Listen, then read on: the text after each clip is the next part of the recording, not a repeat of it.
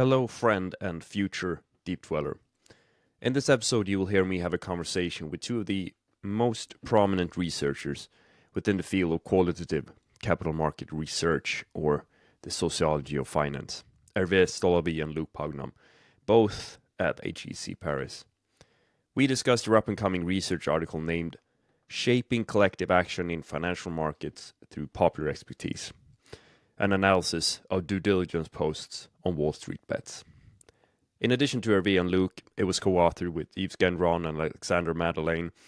It will be published in the next issue of Accounting, Organizations and Society Journal. And to give you listeners some background, I thought I would read the abstract of the paper. In 2021, a social movement rallying retail investors unexpectedly shocked Wall Street, forcing a prominent multi-billion-dollar hedge fund to shut down 1 year later.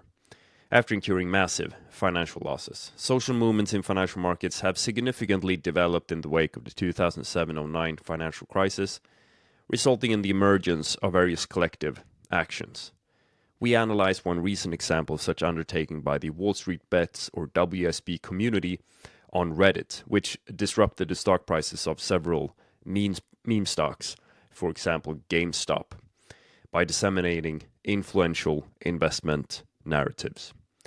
We analyzed the 150 most upvoted due diligence posts on WSB and interview 8 members of its community. We find that a popular expertise in investment narratives emerged, developed, and was propagated on this digital platform. WSB authors' claim to popular expertise is made in a hybrid language, combining traditional financial expertise with an accessible and entertaining writing style, complemented by references to pop culture.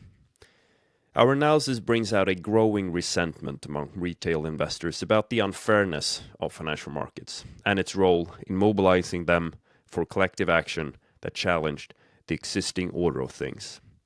Yet this widespread resentment did not spontaneously translate into a meaningful, sustainable collective action initiative. Our thesis is that the development of popular expertise played an instrumental role in the formation of WSB's collective action initiative, targeting several perceived investment opportunities. In layman terms, they are saying that a bunch of everyday investors on Reddit, so the WallStreetBets crowd, got really good at writing convincing posts about why certain stocks, like GameStop, were worth betting on. These posts were a mix of real financial analysis and internet humor, often tied to pop culture. A lot of people got behind them, partially because they were frustrated with how unfair the financial system felt, and that frustration helped spark a kind of movement where regular people pushed back against Wall Street. And in at least one case, actually helped take down a giant hedge fund. But even though this energy was powerful, it did not turn into a long-term organized effort. So the authors argue that the mix of emotion, community, and storytelling, what they call popular expertise, was key to making the whole thing happen in the first place. Unfortunately, the quality of the sound of interviewees is not great. But I have applied some techniques to improve it. And if you still find it difficult to follow along or hear everything, I would recommend watching this interview, either on Spotify or YouTube, because then you can also read the captions. At least I find that helpful. I really enjoyed speaking with them, and I'm grateful that they've agreed to come on as the first Deeponomics interview guests. I really hope you enjoy the following conversation.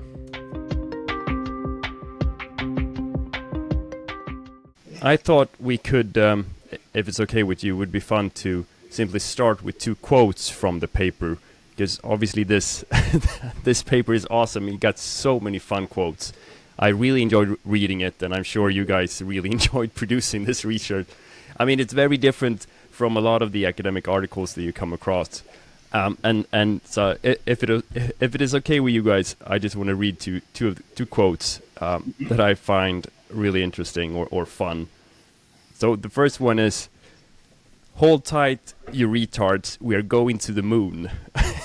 And then, and I want to read another one as well, and I apologize for the language in advance.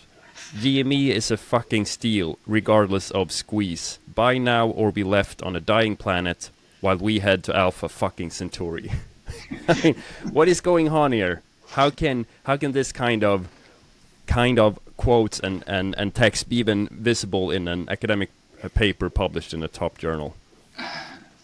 So, if I can take that one, I guess that's also, as you noticed, why we were quite interested into this entire area of the stock market, particularly because there is this blending between very, I would say, we call it entertaining writing style, for lack of better concept, I guess, and also at the same time, in many of those textual data, we did see a technical, sort of sophisticated analysis about financial statements, about finance concepts, such as a gamma squeeze is something that is very difficult to understand, because you need to understand option pricing, various Greek letters and how they influence, which are parameters for the pricing of stock options. And so, I guess we were interested into this mix, this blending of style, and that's why we as you noticed, we were very, it was a very fun paper to write. Yeah, that's what I can say about those two quotes, I guess. If you can repeat the first one, I would like to make a short sort of textual analysis or translation. Yes, please, of course. So the first one, yeah, the first one was, hold tight, you retards, we are going to the moon. Okay, so it's a very short sentence, which means a lot of things. I see three main ideas. The first one, hold tight. So everything was based on the fact that GameStop was attacked by hedge funds and by short sellers. So that's the origin of the problem. And individual investors wanted to defend GameStop. Why? Because it was a plain, it was a very simple company. They were not online. They liked to go in the shopping malls and to buy stuff or to rent stuff. So hold tight simply means do not sell. Do not sell, so which goes against short sellers. Okay? Then the second concept is you retard. So you retard means a lot of self-deprecation. So they call them retards, they call them autists, they call them apes. So in reality, what we noticed is many of the posts that we started are very high level technically, financially. So it's very funny to see people who are absolutely not dumb calling themselves dumb people, dummies, apes, retards. Okay?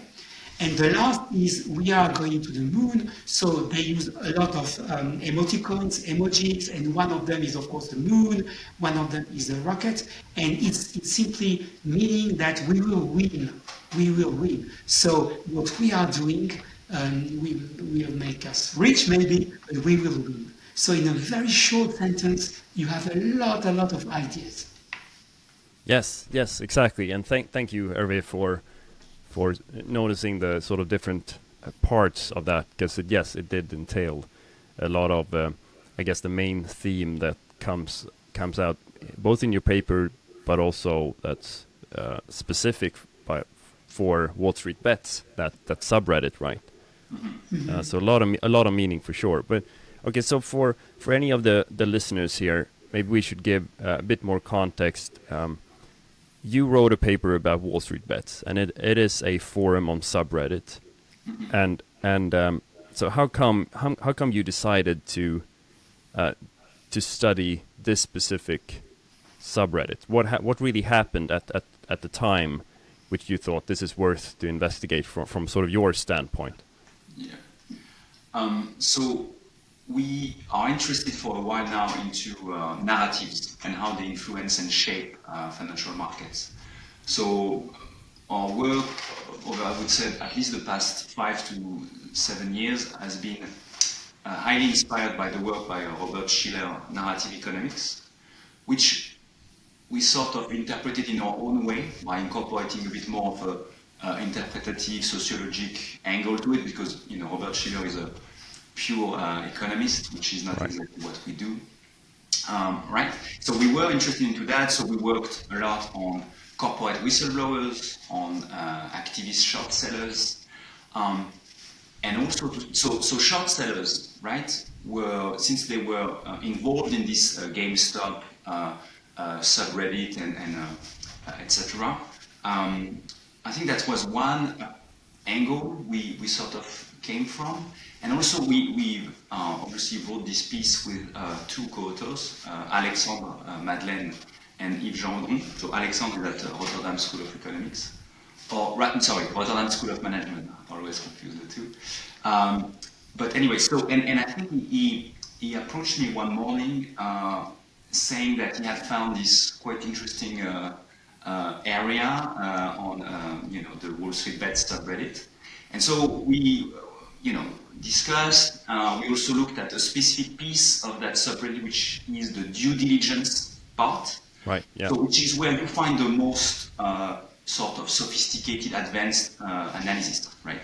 And so, when we saw that collectively, we thought, okay, this is a gold mine. We have tons of materials we could use, and so we put some of it in the paper. But there are much more, and that's what really, at least I can recall, piqued our interest and why we decided to start there, and then we did what we can do with the text, with interviews, etc.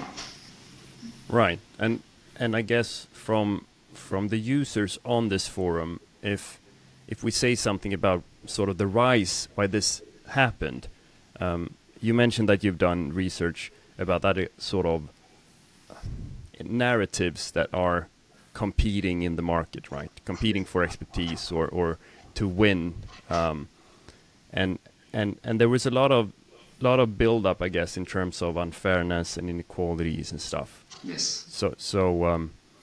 So can you tell a bit, because you studied this process, right, of how this new kind of expertise, and you refer to it as popular expertise. Can you talk a bit about the process there?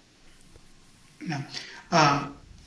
You mean the process in the way they write the post, the process in which we work to analyze the post? Yeah, I mean the sort of process of how a new popular expertise, a new narrative was formed by the users on this subreddit forum, and sort of challenging the traditional expertise, I guess. Okay, so that's the core of the analysis. When we began to work on the post, as Luc said, we quickly realized that what was written was extremely interesting, but then the main difficulty for any academic research is to find a theoretical approach, an angle to analyze. So after several months of work, we identified two approaches. One was highlighting unfairness in financial markets. Right. So that was one part of what we read, and the second part was the expertise that we were feeling as being present.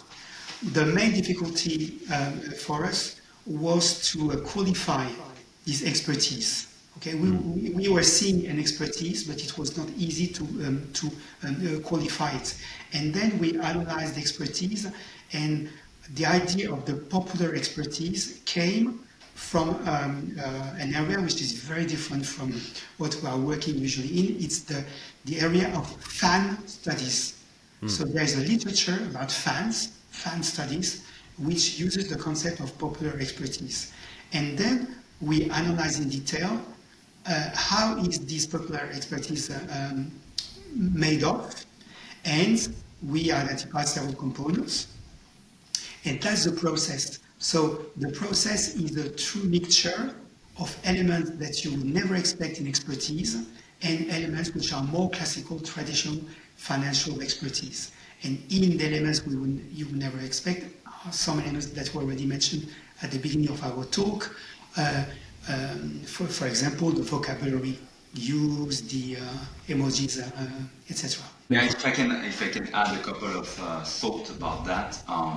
I guess from after writing this research, I think one key element is that one very strong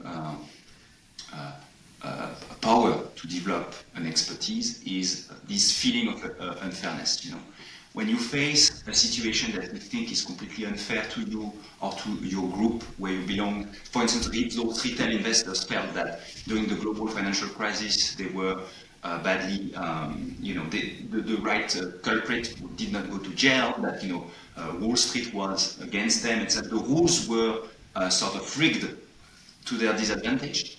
That, I think, is a strong element that pulls you to develop your own type of financial expertise. And I guess that's why the very dry and very formal writing style was sort of rejected to something that is much more entertaining.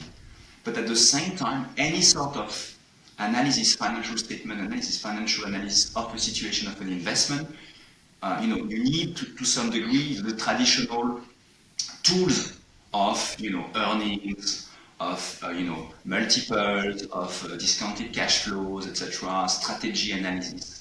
And I think that a lot of people in especially traditional specialists rejected WallStreetBets by saying, okay, these guys are dummies, they don't understand what they're doing.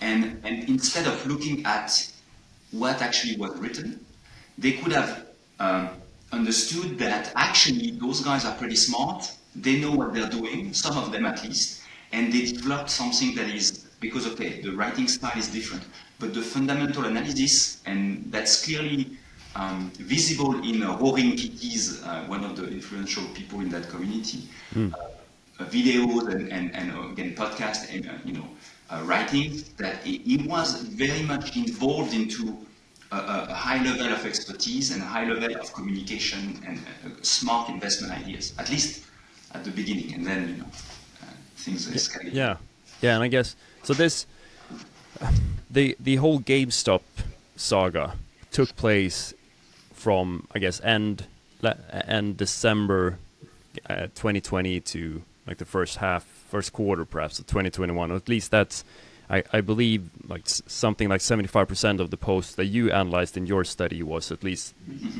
covering sort of that time period, that quarter. So a lot of people who were part of that subreddit were most likely someone who grew up age-wise, someone who grew up sort of in the aftermath of the financial crisis. In a sense, they were old enough to understand, like perhaps seeing their parents lose their jobs, seeing how the culprits, the enemies from their perspective, the large investment banks, hedge funds, and all these, traditional expertise market actors destroyed something for them, I guess. Yes. And then you've had a long sort of period where these people might feel like they've been sort of left out in the growth, both in terms of having simply opportunity to create a good life for themselves. Did you see anything in regard to that in terms of the age group or the typical user of this forum? Is that assumption, I guess, is that assumption correct to see them as a homogeneous group, or were they very different kind of people who were part of this forum? We don't have precise statistics. We haven't read precise statistics. We have some elements of analysis which has been made, identify most, I would say, young users, relatively young users, a sort of presence of masculinity in the humor, in the type of humor, which is not always a compliment. One impression we have is we made interviews. It was very, very hard to get access to these authors of books, very hard. We contacted them through Reddit, but it was very, very difficult. So finally 6 accepted, so we made 6 interviews of authors of the post, plus two members of Reddit. The people we interviewed, so our sample is not statistically significant, but anyway, they are relatively young. They are it's more males than female in our interview, in our sample. They did not really talk about the financial crisis, even though we know that it can be an explanation. Something that we really noticed is that most of them did not have a financial background in our sample of 6, and nevertheless, they had really a high quality of a high level of understanding of financial markets, and some of them had such a high quality of oral explanation, which was surprising. We are academics, we are teachers, so we know what is oral quality. We know that, right. And really, you can't believe us. So after we did the interviews, we looked together, and at the end of the interviews, we thought this guy is supposed to know nothing on financial markets, nothing in capital markets, no background in business studies. And he made a sort of lecture about how it works, and in such an interesting way. We thought we should hire them for teaching. So that was really surprising. Do you think that kind of knowledge or the idea to educate others on the forum, since most people do not know this kind of concept, so they had to sort of educate each other, and perhaps you get good at educating simply by taking part in this movement. That's extremely important. They mentioned that for them it was one of their motivation. Right. So this explains many things in the way they wrote the posts on the blog, the level of detail. And when we interviewed them, they mentioned that was one motivation. Okay, so you said that most people, or at least to your understanding, they did not have any sort of official financial background. But you mentioned Roaring Kitty, for instance, and I don't know if you've seen the Netflix documentary, but there's afterwards this was created, and he apparently is connected to the financial market somehow. He was a registered securities analyst, or not, don't remember exactly, but so I guess some people had to have, being part of this sort of enemy that they were fighting in a sense, but also having a role at this forum. I'm not sure if they were, doing that to try to manipulate, or, I mean, it's a duality, I guess. Just because you're employed by a bank and then privately at home you take part in this forum, your sort of view of the world might lean more towards this, I guess, a bit conspiracy in a sense. We don't need to touch if it's true or not, but it's kind of interesting that you can be employed by the banks, but you can also take part in this forum, right? Yeah. If I can just comment on that. So we say that some of those users and writers had no formal training in terms of financial education. Actually, Roaring Kitty is a chartered financial analyst. Oh, okay. It's a fairly difficult certification to obtain. Yes. But he wasn't involved into a very high level position, my understanding at least, on Wall Street. So, and interestingly enough, he did not communicate that he was a CFA charter holder. And it's true that I think that in the communication style of expertise that those guys, mostly men, were using, it's more important to focus on the ideas and the way you communicate and how you explain in an accessible way, rather than to say, listen to me, I'm a CFA charter holder, I know what I'm talking about, and here is the analysis, and the fair market value of that security is this. So see, it's more like on the actual delivery, the message, the ideas that they insisted on, rather than this, traditional certification. And we see the same in sort of fan studies, for instance. There's no diploma for fans. I'm the fan of, I'm an expert on Star Trek. I cannot have an accreditation saying I'm the official Star Trek expert. I think it's similar in that way, in the sense that some of them had actual financial diplomas, but they would not tell you, right? They would focus on the ideas and the explanation and making it accessible.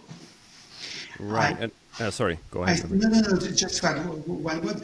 I think that mentioning his certification could have gone against him. Yes. Because all these people that were very, very suspicious about traditional, so traditional accreditations, traditional qualifications.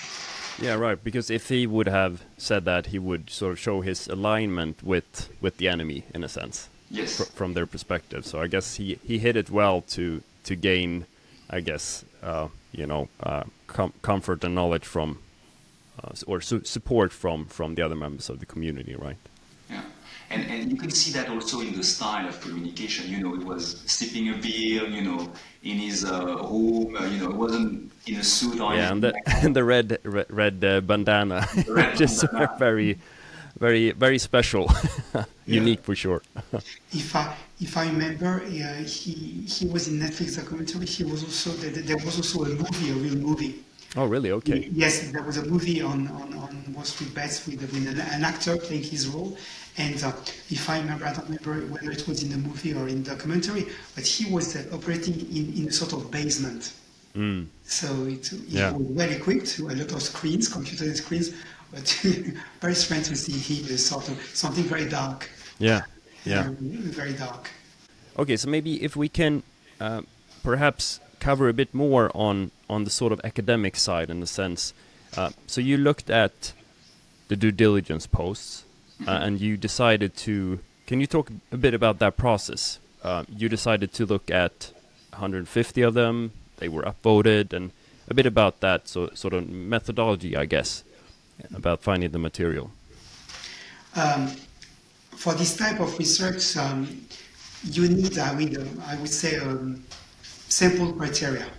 Okay, so we knew that we had a very interesting material with the posts, with the blog and with the posts, but we had to decide. So we decided. I would say that the number of 150 is not a scientific number. Okay, we decided 150 because after downloading the text of 150, we got more than 500 pages. We give number of words, a few 100,000 words, more than that. So we felt that we had enough. There's an important concept, which is sometimes a fuzzy concept, which is called saturation. Right. So we know in qualitative research that at some point you can interview more and more people, but you don't get new insight. So that's how we decided the number 150. So it's not a very scientific way of deciding the 150. Another element is that we wanted to share the work and also to cross-check the analysis. So 150 was reasonable. And of course, we did not use IA to do that. So it's only us, human beings. Right. We couldn't really analyze more, and it was sufficient. The lengths of the posts were sufficient, and then we had the criteria of upvoted. So I would say popular posts which were appreciated by other members of the forum. It was a good idea. When we presented the papers, some people said, "But why didn't you analyze the downvoted?" Okay, downvoted. The answer is they are not visible. They are not visible. Oh, okay. If they are downvoted, maybe there's a reason. Okay, even though I'm not certain, but there might be an explanation.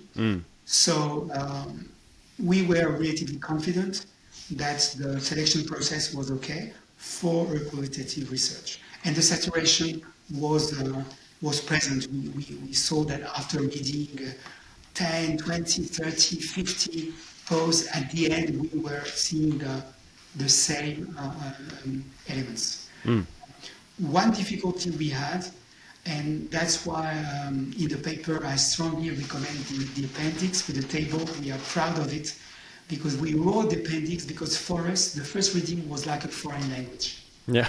We did not understand many things, or maybe my younger quarters understood.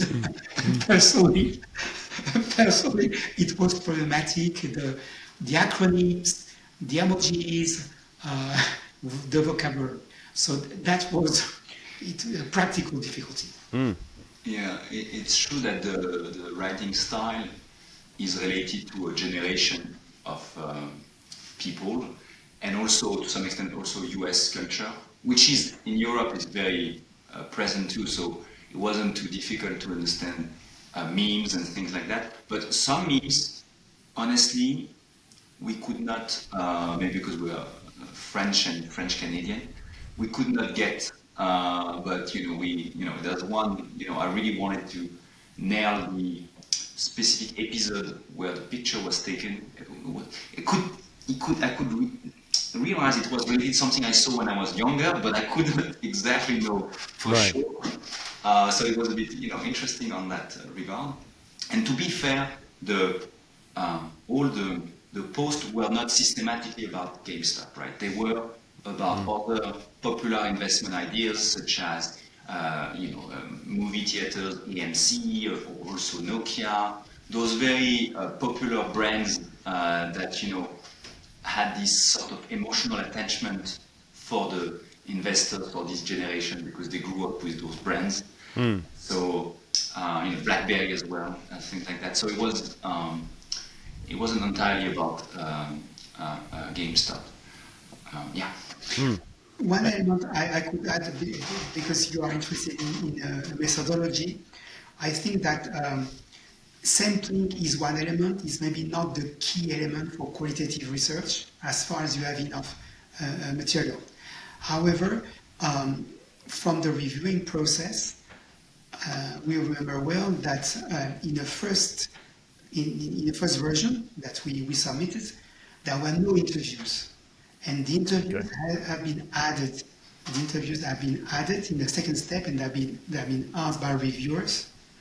And this is, I think, important. And now in other projects we have, I would say that now we incorporate interviews even in the first step.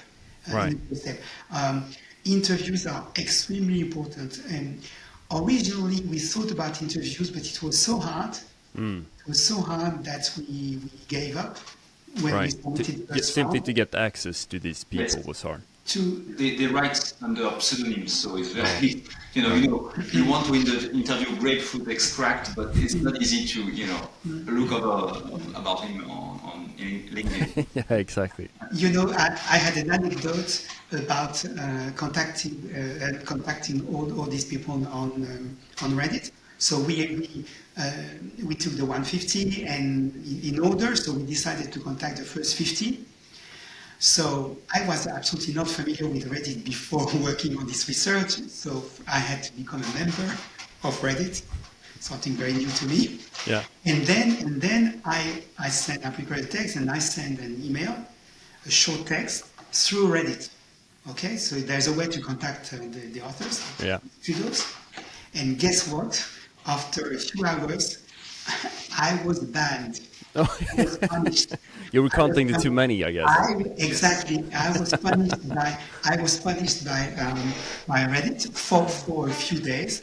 There was an appeal procedure as such. I made appeal. I never anything. But it was a real sort of vexation to me. I don't like to be an outlaw. I'm not used to it. So I told my co-authors, I was really angry. I said, it's horrible. I'm banned. Look, this never happened to me. That was funny. So, yeah, thanks for sharing. Yeah, that was fun. Yes. It's difficult to do research sometimes. New kinds of obstacles for sure.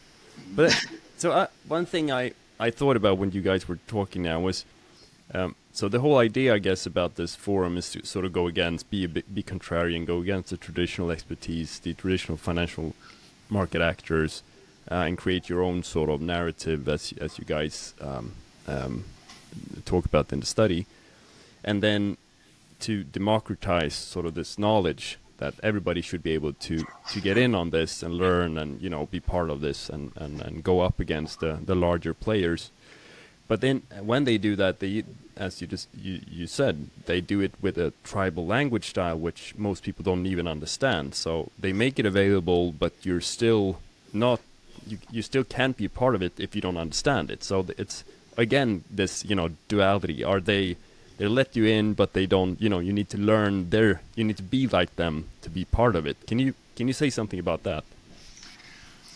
I mean, you synthesized the the approach very well, so I can only, I guess, repeat that indeed you have this, this tribal culture where if you want to join the movement, we relate that to also social movement.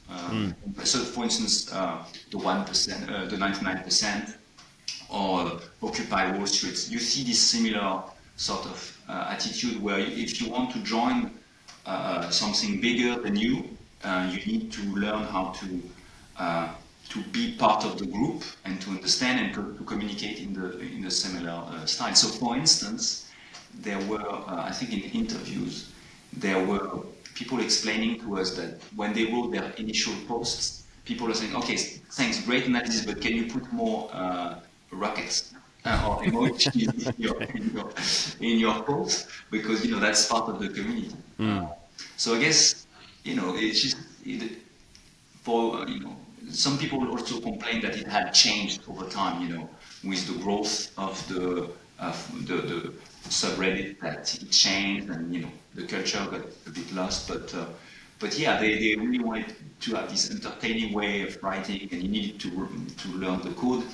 There's a concept that is useful in research, I think, is this notion of resonance. How can you make sure that your narrative resonates with the rest of the group? So it actually, upvote is a sort of proxy for resonance. If what you write resonates very well with the community, you're going to get upvoted. So this is why we also focus on the top 150 most upvoted posts. But you also do see that in traditional media, for instance. If you have one market player, let's say a short seller, an activist short seller, telling something very compelling that resonates very well with the audience, you will see those same arguments being repeated by the traditional media. We've done it on another research, and this notion of resonance, I think, is interesting. You need to resonate with the community if you want to be part of it and influential within the community. Yeah, that's true. That's really true. Do you think this kind of, you mentioned social movement, do you think this kind of event, community building, would have been able to take place pre-social media, pre-digitization?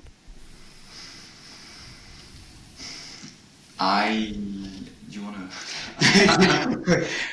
I'm not sure. I think the concept of a digital platform was present, and it facilitated the emergence of the movement. Yeah. So this is what we say in the paper. So yes, it played a role. I mean, this existed because there was this platform, because there was this problem. Yeah, the scale gives you the reach. Also, it gives you because that's the problem also of retail investors, is that and in general financial markets, you're very much isolated with your own P&L, your own little investment portfolio. It's by definition not something that is collective at all. You play sort of against other investors, especially with options, because in options there's one loser and one winner, clearly.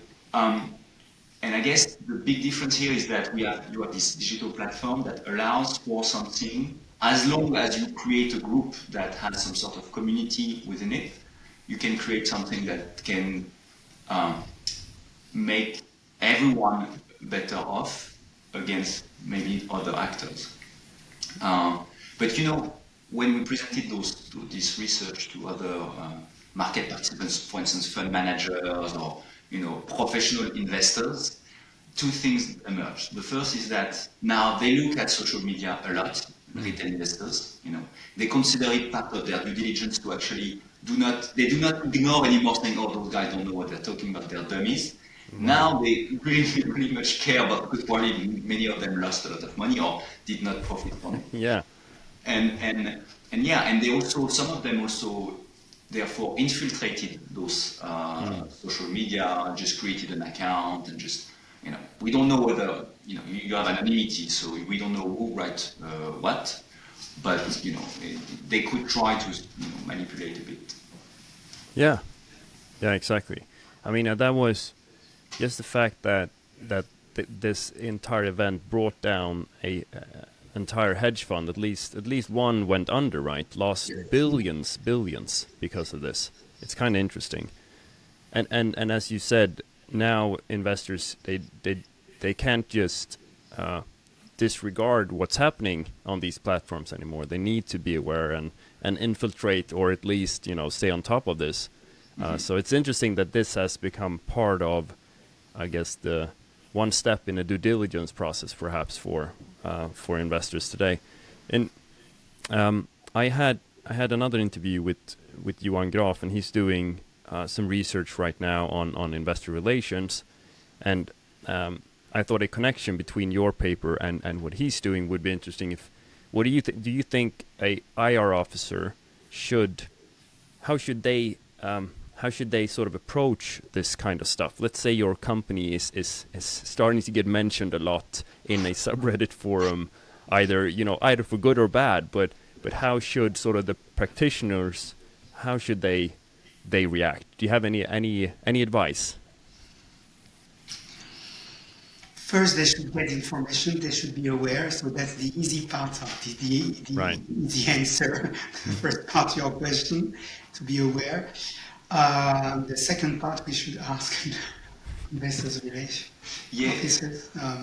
I think there's going to be a number of studies that are going to look into those questions. My intuitions are that for managers, for investor relations, for firms, the temptation is very high to try to exploit the emotional attachment that retail investors, at least that generation, have with a number of firms.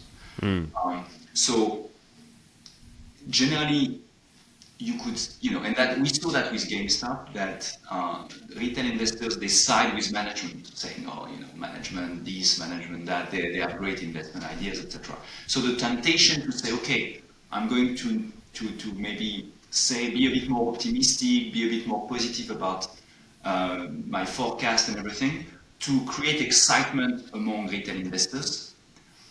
And professional investors, they also are more trained to see through that, to discount what managers are saying, etc., to be more skeptical. So maybe I'm, being too harsh on retail investors. Maybe some of them are good at detecting that as well, and maybe they get more and more better and better all the time. But I think there's clearly an assumption, an hypothesis to be tested there, where let's say you have this excitement about your stock. How is the firm going to react to that? Are they going to be even more optimistic, trying to create a bit of accelerate the movement, or how is it going to eventually end, etc. So I think that's an interesting research question, certainly. Yeah, maybe IR officers should even learn the sort of hybrid tribal language and write reports simply for this forum to attract that kind of people as well. Absolutely. Yeah.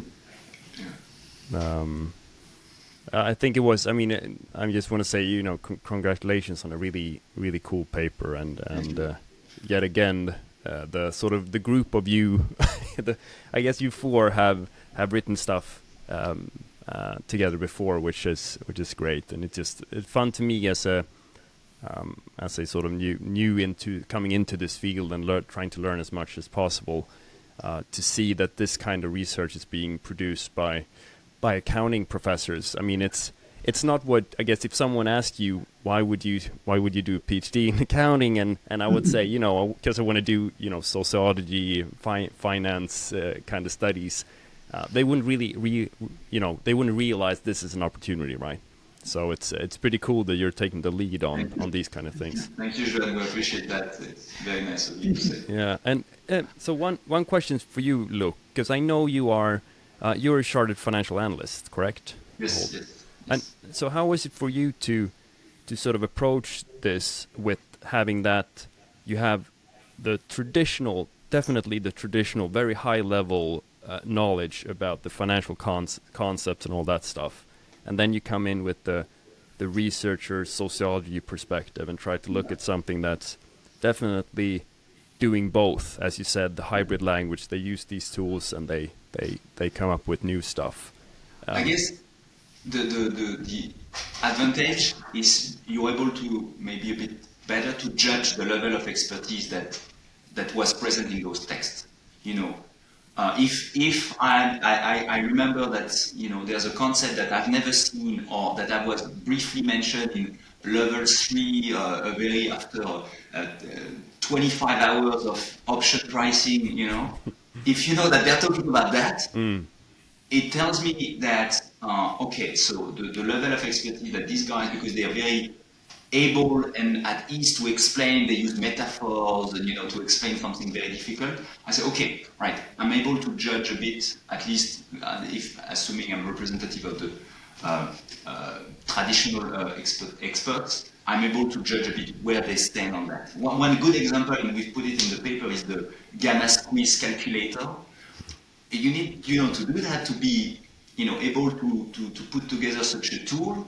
You need to be good in programming, you need to be good in option pricing, you need to be able to do a lot of stuff that clearly are not quite common in financial markets, and especially among, if that population was non-sophisticated, it would be very impossible for them to have this idea to do that, right? So that's only the idea that the main advantage of, you know, having some sort of financial expertise. But, you know, Hervé, Alexandre also are expertise in financial statement analysis and everything. So that we were able to sort of, okay, all right, we teach that, for instance, only in an advanced course. And they are communicating about that in a very easy way. They explain it sometimes better than what we would be doing. It's more entertaining than what we would be doing. So, you know. Yeah. Could we perhaps say something about sort of the gap in the research that you think you have sort of contributed to with this study?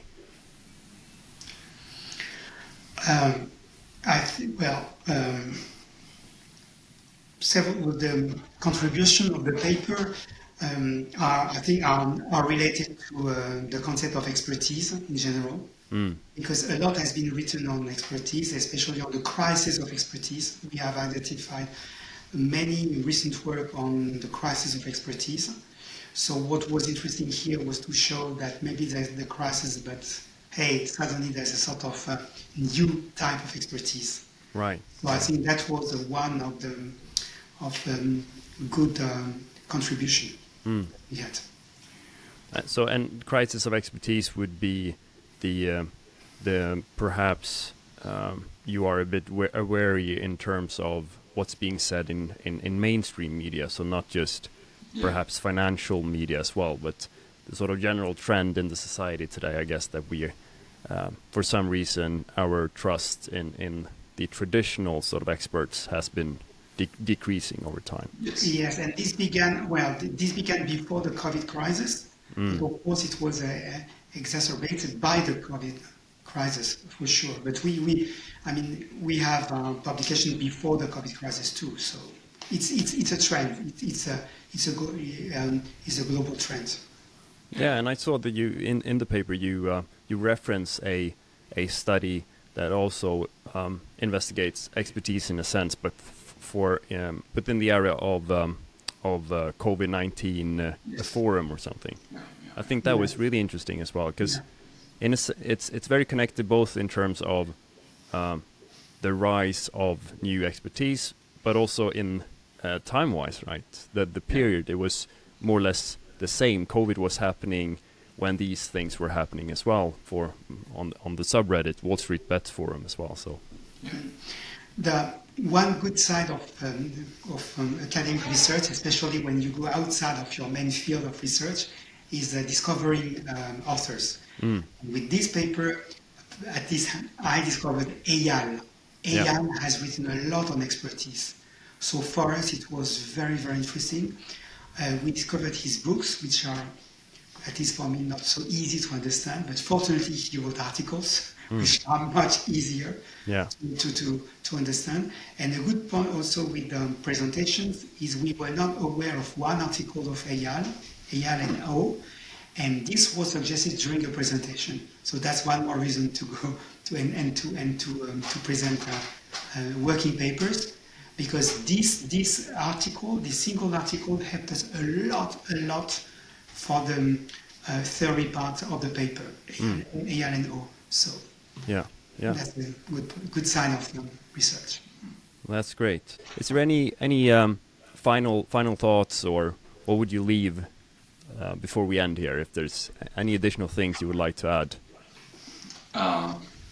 So obviously, I'm going to preach for our own research agenda, but I think generally speaking, there's a need for more study on maybe the role of narratives in financial markets. We come from this very strong econ approach where financial markets are the place where things are supposed to be efficient, right? Things are supposed to be incorporating information into the stock price very in an optimal way, etc. And I think that's not exactly how things are working, right? You have a lot of room for exploring how people behave when they invest. Obviously, you have a whole branch about behavioral economics, which is cool, but I think sociology has a lot to say as well, and more qualitative studies have a lot to say about also how people are, behaving and reacting to investment thesis, investment ideas. And I think you need a lot of different streams of research, and sorry about economists, but they have one way to behave like it's. They can explain, let's say, they believe they can explain 99% of human behavior, and I think the percentage is far lower than that. So I'm just advocating for more diverse types of research, if I have something to say. Right. I definitely agree with that, and I think the sort of qualitative capital market research is trying to address that a lot, and you guys have for a couple of years now. So for sure, going against the rational, efficient Homo economicus sort of view of how we act as people in our own private life as well as sort of market wise. So yeah, I think that's really interesting, and I think narrative is a great way to sort of address that, and even as you guys have done in terms of expertise and the competition between different kinds of expertise, because this was not the first paper you've written about that kind of concept, so it's very interesting for sure. Well, thank you. Thank you, Joanne. Thank you. I hope we will get to see each other soon in person as well at some point for a seminar or whatnot. I don't know. Do you have anything booked in Stockholm again, Hervé? Not for the moment. I'm digesting my presentation because you know that after, I met Calais in Rome. So we discussed, and I thanked him again for the workshop, and I told him that after my presentation in Stockholm with Luke and Yves, the third co-author, we radically changed the paper. Yeah. We radically changed the story, which is a big change. But it's okay. That was a feeling we had, and then I presented, and you made some comments. We already had some written comments, very good written comments. So we are still working on the paper, but so for the moment, no more visit to Stockholm. Yeah.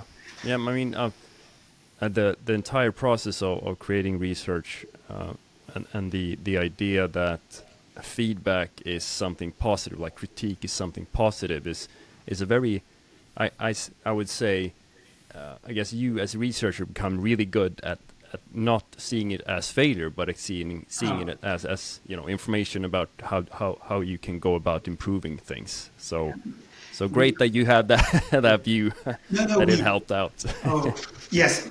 Otherwise you can't do research, because if you get angry, if you receive a single criticism, we don't have time. But another occasion, I could tell you for past papers how much they were changed from the first version to the published version, and frequently because of workshops, because of presentations. something which is important is the feeling you have when you present, especially for young papers. Sometimes you come and your feeling is very positive. You really think that it's a good theory, it's a good approach. But then sometimes you arrive and you don't feel so well. Yeah. And then you have the reaction, which is a confirmation. Exactly, That you yeah. must. Yeah. But the important element is within the team. It's very important to be within the team very open-minded, because if you have one team member which sticks to his idea or her idea, then it becomes problematic because you have interpersonal problems. And fortunately, our team is working well because no one of us has this problem. Even if it's my idea or Luke's idea or Eve's idea, if we feel that we must change, let's change. Let's change the approach. It's not, we are not students, we are not grading each other, okay? It's not a matter of good grade. It's a matter of getting to the point with publications. And we have examples in the past. However, maybe most important is the material. The research material, because the research material is you can't change it. So if it's good, that's great. You can change the theory, but if it's not so good, and if you feel that it's not so good while you are presenting, that's problematic. That's really more problematic because it means that you have to do more really new research or change in research material. It's much harder than changing theory. Well, great. Again, really appreciate it. Thank you for taking the time. I really enjoyed chatting with you, and I learned a lot. Thanks. Thank you, guys. Bye. Really, take care.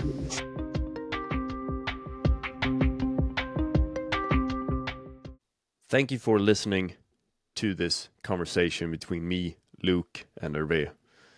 I really enjoyed speaking with them, and I really enjoyed reading their paper as well. If you want to have a look at the paper yourself, I have provided a link to the article in the description of this episode. And please do follow Deeponomics on the socials, Instagram, Spotify, Apple Podcast, YouTube, or even Substack. Thank you again.